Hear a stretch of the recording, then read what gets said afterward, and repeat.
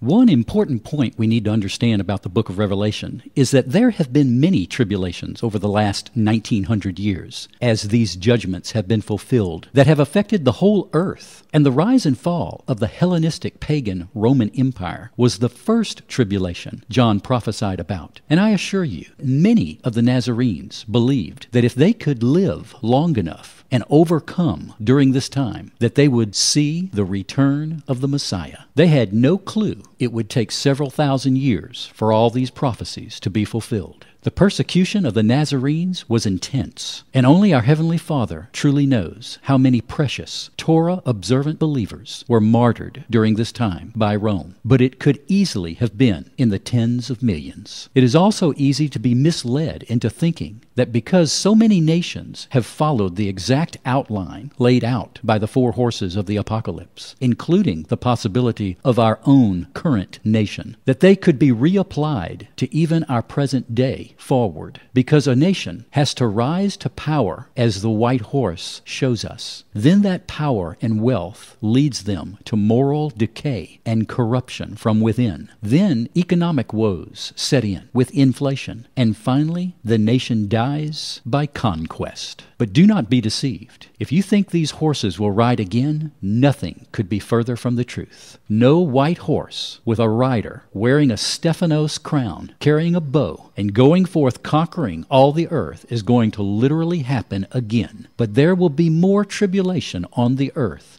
before the final great tribulation, as we will see. The white horse period of time was approximately 100 years, and thereafter the red horse prophecy also covers another approximate 100 years. Reading now Revelation 6:3. When he opened the second seal, I heard the second living creature saying, "Come and see." Another horse, fiery red, went out, and it was granted to the one who sat on it to take peace from the earth, and that people should kill one another. And there was given to him a great sword. This next phase, after the Cretan dynasty empire ended, the people of Rome began to kill one another, marking the beginning of Rome's downfall. The Roman sword, as the rider of the red horse carries, was a symbol of authority and power, and the time period was approximately between 180 and 284 AD. It was a period of bloodshed and civil war. There were 32 different emperors, and only one died of natural death. The rest were either assassinated or died in battle over this time period, as Roman legions warred against each other, creating civil unrest as Rome was torn apart. There were 27 usurpers to the throne by force, and what followed is an age that historians refer to as the age of Barak emperors, because throughout the 3rd century all emperors were soldiers, and all of them came to power by military coups of one sort or another. And as we know, any house divided against itself cannot stand. And in the midst of all this chaos, Torah-observant Nazarenes and Jews were killed every day for sport and entertainment.